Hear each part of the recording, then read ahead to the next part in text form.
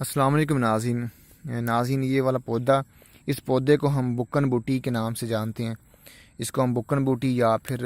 توت بوٹی، پنجابی لوگ اس کو توت بوٹی کہتے ہیں، اور بعض لوگ اس کو مروڑ بوٹی بھی کہتے ہیں۔ مروڑ اس لیے کہتے ہیں چونکہ اس کے افعال و خواص میں یہ ہے کہ یہ جسم میں اگر جن لوگوں کو پیچز لگتے ہیں تو اس کے لیے ہم اس کو استعمال کرواتے ہیں، اور یا پھر جن کو خونی پیچز لگے ہوں تو آپ اس کو بلا جھجک جو ہے آپ استعمال کر سکتے ہیں۔ میں مزید آپ کو قریب کر کے دکھانے کی کوشش کروں گا۔ یہ اس کے اوپر جو ہیں وہ یہ ڈوڈے لگے ہوتے ہیں اور یہ اس کے پتے ہوتے ہیں۔ یہ جہاں پر اگتی ہے یہ زمین کے ساتھ ہی جو ہے یہ پچکی جاتی ہے، مطلب زمین کے ساتھ جو ہے یہ بچھی ہوتی ہے، اور یہ خود رو پودا ہے۔ تقریباً یہ جتنی بھی جو نمی والی جگہ ہیں، کھالوں پر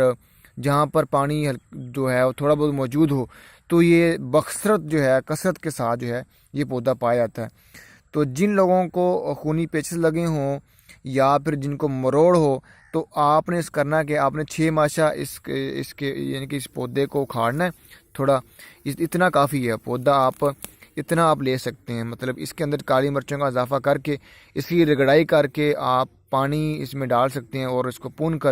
پن چھان کر کے اس پانی کو آپ دن میں 2-3 دفعہ استعمال کریں۔ انشاءاللہ اس سے خونی پیچز جو ہیں وہ ختم ہو جاتے ہیں۔ یہ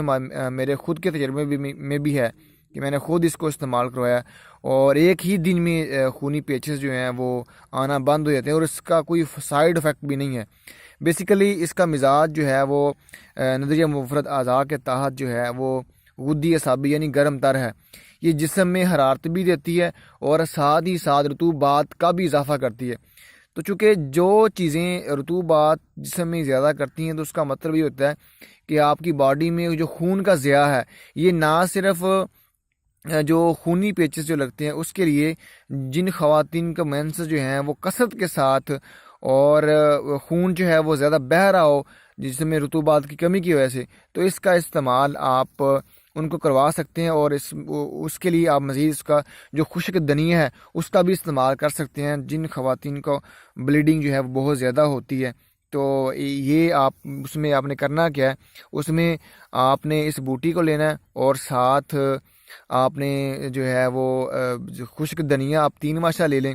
اور چند پتے جو ہیں وہ ٹالی کے پتے ڈال کر اس کی رگڑائی کریں، اور اس کا رس نکال کر آپ اس مریضہ کو پلائیں، تو تھوڑی ہی دیر میں انشاءاللہ جو ہے وہ رطوبات بھی پوری ہو جائیں گی، اور ساتھ ہی ساتھ جو ہے وہ جو بلیڈنگ ہو رہی ہے وہ بھی انشاءاللہ ختم ہو جائے گی۔